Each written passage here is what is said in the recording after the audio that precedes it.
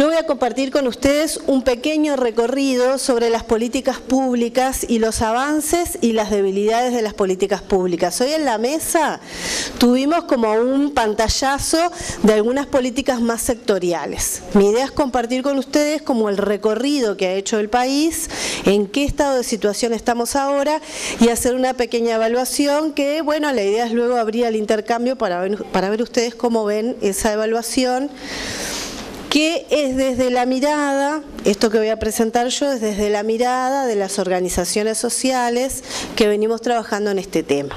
Entonces, esa es como de dónde surge esta evaluación que les voy a presentar.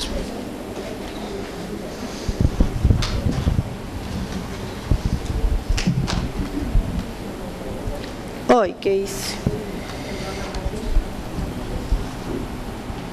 Esperen un poquito que desconecté algo. Ahí está. Bueno, esto simplemente como dato, que la violencia hacia niños, niñas y adolescentes en el ámbito familiar constituye un problema social grave, y ahí hay un trabajo que realiza UNICEF en el año 2009 y tira este dato, ¿no? 275 millones de niños, niñas y adolescentes en el mundo son víctimas de violencia dentro de sus hogares. Ahora vamos a ver después cuál es ese estudio de referencia y qué otros datos aporta. Todo esto lo van a tener grabado en el CD. Incluso la presentación que hizo hoy María Elena Misraji se la pedimos y la vamos a incluir porque lo vamos a grabar hoy el CD. O sea que todas las presentaciones que ustedes van a ver y de los próximos docentes va a estar, y la canción también. Bueno, esto lo vamos a pasar porque ya lo vimos ayer. Entonces, bueno, un primer punto, y que lo hablábamos un poco ayer y Bruno lo decía también, que la problemática de la violencia doméstica como tal, o sea, como problema social, recién se incorpora y se tematiza en los años 60, en la década de los años 60. O sea que este es un tema que, si bien existió históricamente, nunca había sido visualizado como un problema, sino que había sido aceptado y naturalizado dentro de las prácticas que se ejercían dentro de la familia, ¿no? Bueno, la violencia como un mecanismo de control, de dominación, de educación de los hijos e hijas, la práctica del castigo físico, psicológico. Tal vez las prácticas de violencia sexual han estado como un poco más escondidas y sórdidas, pero también muchas veces los abusos sexuales han sido justificados por esos abusadores como parte de lo que es el rol de un padre de dar educación sexual a sus hijos. O sea, también las prácticas sexuales han entrado, no con tanta naturalidad, pero sí como parte de lo que ocurría dentro de las situaciones familiares. Entonces recién en 1960, y a partir la desnaturalización de la violencia hacia niños, niñas y adolescentes y los castigos que ocurrían dentro de la familia, aparece y se visualiza a través de algunos estudios de la rama de la medicina, ¿no? Con algunos patólogos que empezaron a ver que habían muertes de niños por causas que se desconocían, y bueno, se empiezan a analizar y estudiar las diferentes consecuencias, como fracturas de distintos miembros, el hematoma subdural. Bueno, se empiezan a analizar las causas de muerte y se empieza a descubrir que, bueno, que eso en realidad es consecuencia de prácticas que se daban dentro de las familias. Entonces, el proceso viene un poco así, ¿no? Las investigaciones en medicina, y ahí, bueno, da lugar al famoso síndrome del niño maltratado de Ruth Kempe y Henry Kempe. Bueno, fueron los primeros que publican, que empiezan a generar, digamos, un estudio más sistematizado sobre este tema y a darle además como un lugar. También los movimientos de mujeres, lo que veíamos ayer, todo el proceso que hacen las mujeres para desnaturalizar y para ver lo que está ocurriendo dentro de las familias.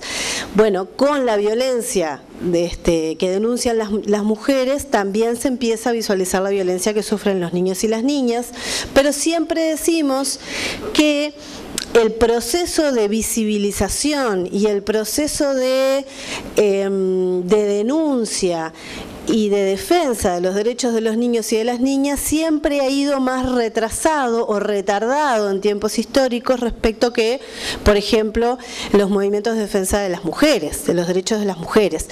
Y eso en realidad porque los niños y las niñas no tienen capacidad de organizarse, no tienen capacidad de constituirse en movimiento social como sí lo tienen las mujeres u otras víctimas, y por lo tanto nuevamente vuelven a estar dependiendo de los adultos y adultas que hagamos ese proceso y ese trabajo, ¿no? O sea que para que un tema que en realidad es vivido por un conjunto determinado de la población pueda irrumpir en el escenario social y constituirse como un problema social, como un problema de agenda y como un problema de todos y todas, requiere un proceso muy largo y además requiere de un trabajo muy fuerte y de mucho lobby de las personas que lo sufren, ¿no? Por ejemplo, ahora todo el movimiento de los LGBTG, de las personas lesbianas, bisexuales, gay, ¿no?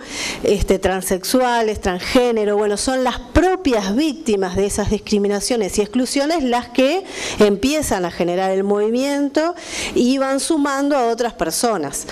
En el caso de los niños y las niñas esto no es así. Lamentablemente no es así, porque bueno, los niños no tienen las posibilidades, ¿no? Ni tampoco los adultos y adultas generamos las posibilidades de que puedan organizarse, de que puedan generar movimiento, de que puedan reivindicar sus derechos. Por lo tanto, ese movimiento ha sido un movimiento bastante retrasado. Y hoy el movimiento de defensa de los derechos de los niños y las niñas también es un movimiento bastante aplacado, que no tiene tanta presencia como otros movimientos.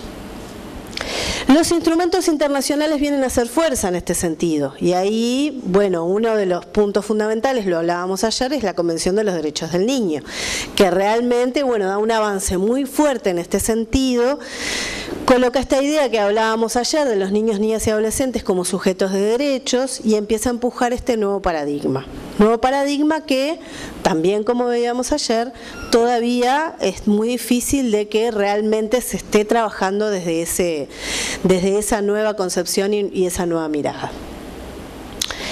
Conferencias mundiales y bueno, estudios académicos que van sumándose.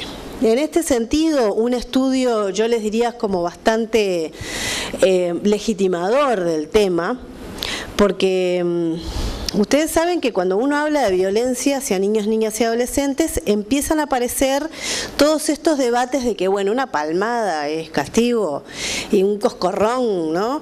¿Quién no le dio una palmada al hijo? Yo me acuerdo cuando se impulsó en el Parlamento hace 2 o 3 años la ley contra el castigo físico, los debates que se dieron, por lo menos a nivel de radio, de la gente totalmente indignada y ofuscada, porque cómo es que ahora ni una palmada se le puede dar al hijo de uno, ¿no?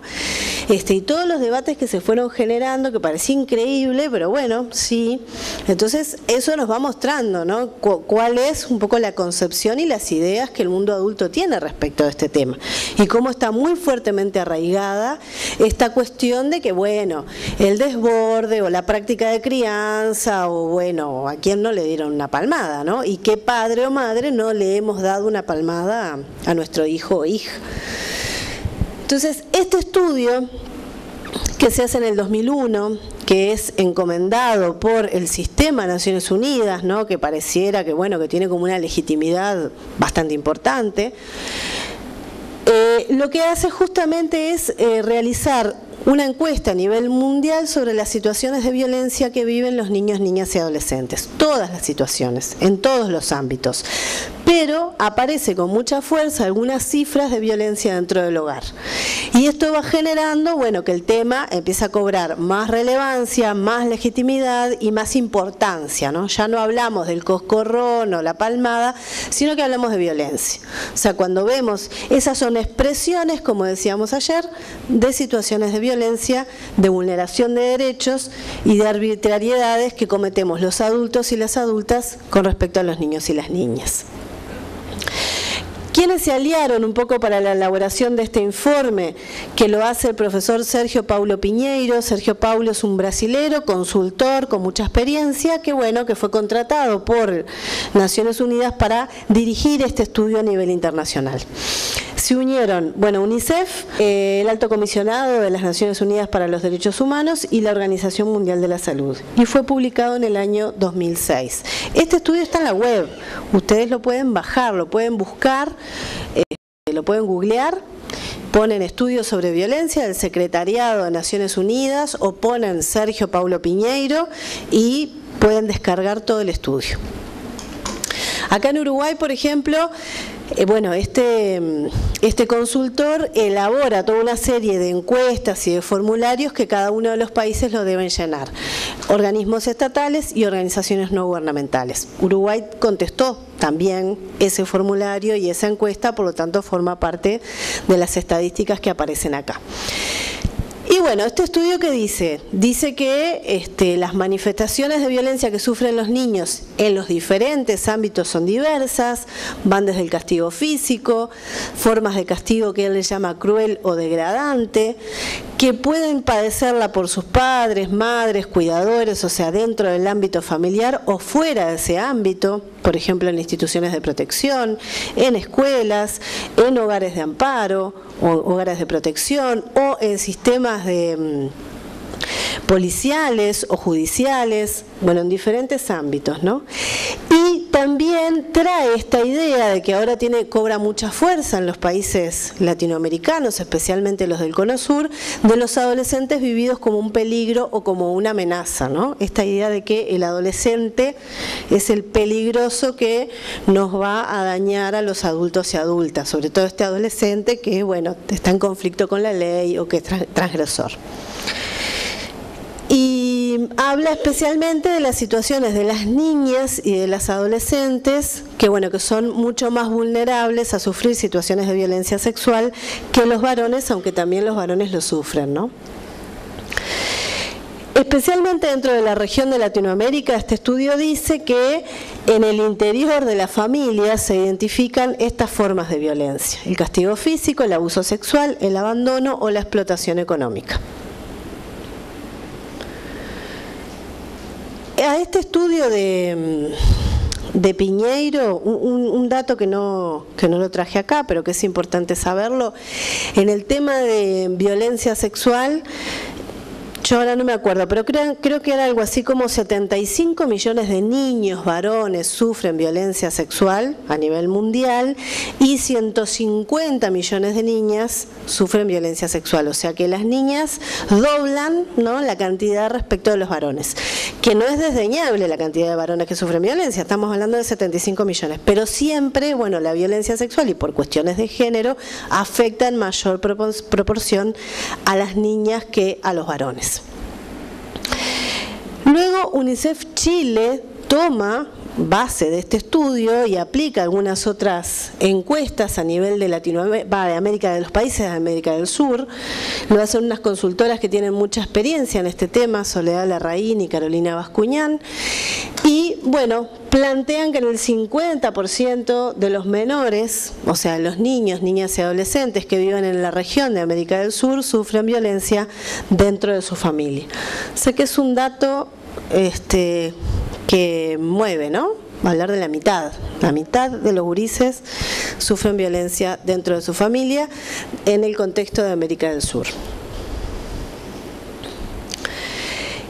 Y ellas utilizan esta diferenciación de violencia menos grave y más grave, que para mí es una diferenciación un poco riesgosa, A veces es útil a los efectos de evaluar el daño inminente, de que ese niño pueda sufrir una lesión permanente o que le genere una discapacidad o bueno, hasta incluso esté en riesgo de vida, ¿no?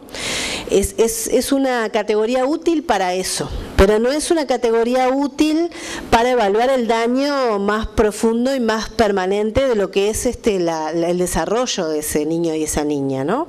O sea, un niño que recibe un latigazo, que recibe una quemadura o que recibe un golpe con un palo, seguramente está en mayor riesgo de vida que el otro que no, que recibe un chancletazo. Pero no significa que la situación de violencia no genere impactos y daños gravísimos en el desarrollo de ese niño y esa niña. Entonces hay que tener como un cierto cuidado con lo de esta distinción en violencia más grave y menos grave, ¿sí? Entonces ella dice que la violencia física considerada menos grave es la más frecuente, ¿no? Cachetadas, pellizcos, golpes, bla, bla, bla, bla, bla. Y que menos presencia tiene esta violencia más grave, ¿no? De la forma, digamos, de ejercer o infligir ese daño concreto en ese momento. Y lo que traen con mucha fuerza es el tema del maltrato psicológico, que el maltrato psicológico es un tema bastante complejo porque está absolutamente naturalizado dentro de lo que son las relaciones dentro de la familia y también fuera de la familia, naturalizado para los adultos y adultas que estamos fuera de la familia, naturalizado para los que están adentro y para los propios chiquilines, ¿no? O sea que para que un chiquilín pueda realmente decir yo estoy sufriendo esta situación, hay que hacer todo un trabajo, justamente de poder colocar y decir sí, las burlas, las descalificaciones, los insultos, ¿no? Es tan común esta idea de que, no quiero decir mucho porque tengo una niña chiquita, pero no, guacho de mierda, o no servís para nada, o sos tarado, no, este tipo de expresiones que son como parte de nuestra manera de relacionarnos y que no se identifican como maltrato psicológico, sí. Muchas veces nos pasan las instituciones cuando tenemos que llamar a la familia, que a veces no lo hacemos porque cuando vamos a dar alguna información sobre el alumno, está en la situación de la reacción de ese maltrato psicológico, que además no lo podemos impedir, que lo no se lo debe decir, pero que finalmente a veces los equipos llamamos o no llamamos. Entonces nos terminamos protegiéndolo, o como ha pasado muchas veces que llamamos porque ha tenido alguna situación de inconducta o algo y terminamos lamentando haber llamado a la familia. Eso nos pasa muchísimo, muchísimo. Sí. Ese tema. Entonces es muy difícil manejarlo porque además la madre se cree con derecho a... Exactamente. Nosotros pensamos que se meta en mi vida, que lo lleve. O esta idea de no se preocupe maestra, que ahora cuando llegue a casa yo lo reviento y va a ver cómo va a estudiar, ¿no? Es como esta cosa... Que a veces la institución viene y promueve eso y queda contento porque dice, mirá que padre colaborador. Ay, sí. Ojo, que a mí me ha pasado muchas veces. No, por favor, pero sucede. Bárbaro, porque el papá genial, divino, sí. Dijo que enseguida cuando vaya lo remite. Sí. Bárbaro. Sí, o la presión desmedida, ¿no? Que también es forma de maltrato. Ya te doy la palabra. Entre dos límites. Por un lado, la actitud del muchacho en la clase, que no es adecuada, que es irrespetuosa y todo. Pero por otro lado, si plantea eso a la familia y una forma de que la familia a su vez devuelve tal situación de agresión. A veces es terrible, sí. Claro, porque muchas veces lo que él está expresando con su conducta es la violencia que padece. Entonces por ahí hay que buscar otra estrategia, ¿no? A veces no es a la familia maltratante, a la primera que tenemos que ir a apelar, sino que buscar otra estrategia, que no es fácil, ¿no? Que eso es... Exactamente, sí, absolutamente. Mañana nosotros vamos a entrar a trabajar en lo que es la intervención. ¿Qué hacemos con todo esto, no? Y el temor que muchas veces nos da a intervenir para que no se genere un mal mayor, o que lo saquen del liceo, o que, bueno, se genere mayor violencia. Eso lo vamos a estar viendo un poquito mañana. ¿Tú querías decir algo? También se ha observado, por ejemplo, como que ahí no lo he visto todavía, capaz que lo tienen después. Una de las cosas que ellos también demuestran la manera en la que son violentados es la forma de comunicarse con sus pares. Por ejemplo, en el juego o en una conversación, los golpes. Y uno cuando le dice, pero no le pegues, estamos jugando. Sí, eso es permanente, sí señor, es permanente, es una forma violenta. Toda la mañana diciendo, pero esa no es la manera, pero por favor no tenés que estar. Entonces, cuando llegás así, bueno, basta, llamamos a tu madre y resolvemos con tu madre.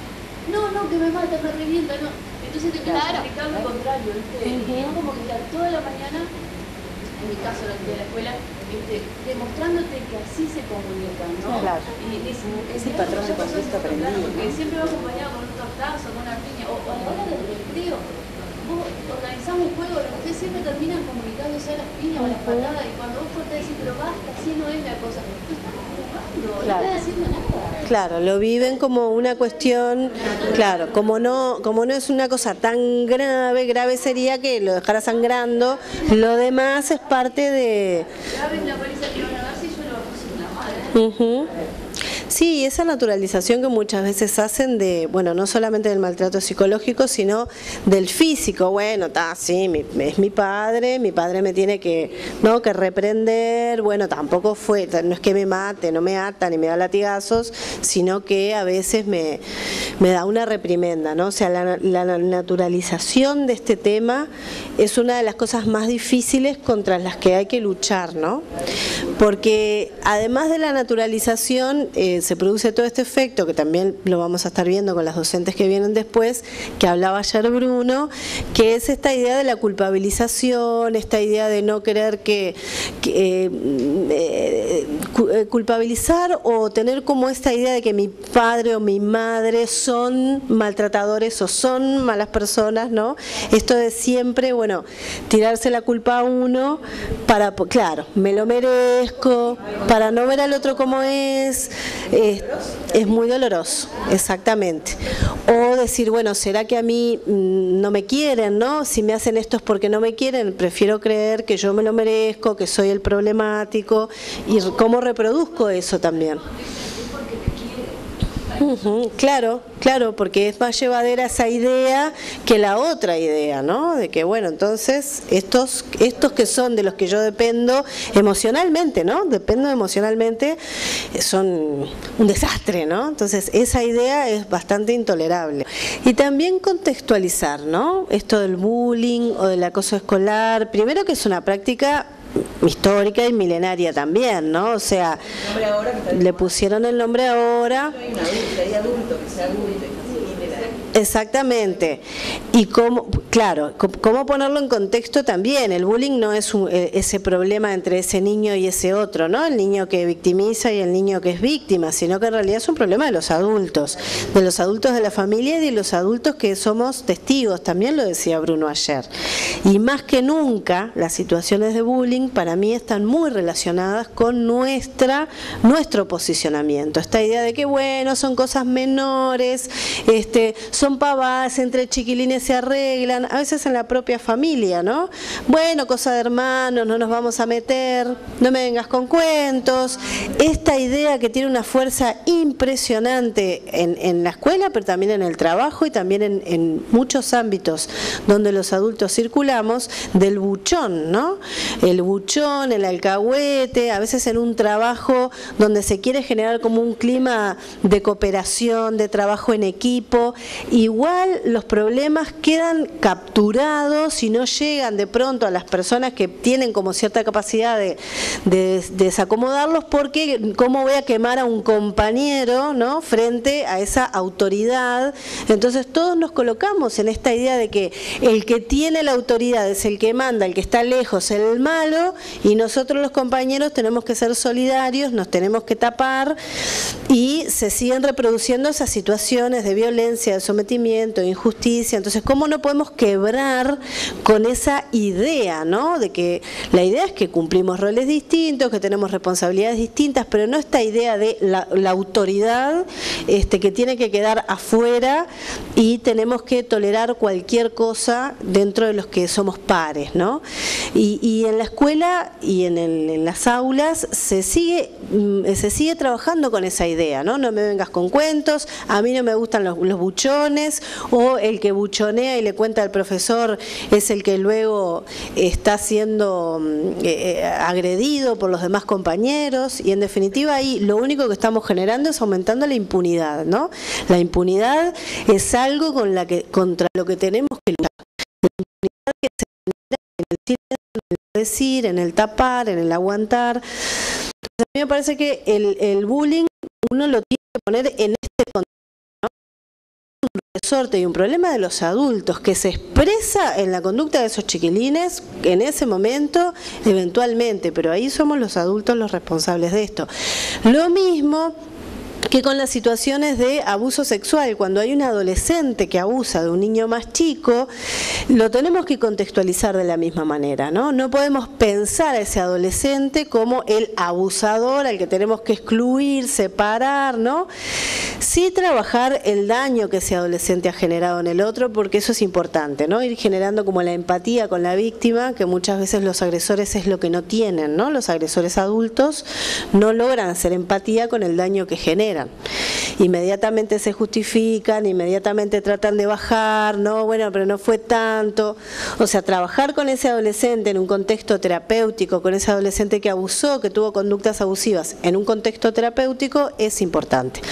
Pero desde los adultos no podemos posicionarnos en esta es la víctima a la que voy a proteger, este es el victimario y lo voy a excluir, ¿no? En realidad tenemos que tener como un posicionamiento mucho más global y pensar qué pasa en la vida de ese adolescente que tuvo esa conducta abusiva con ese otro niño más chico. Sí. Ese era el planteo que yo le hice acá, cuando vino la peruana.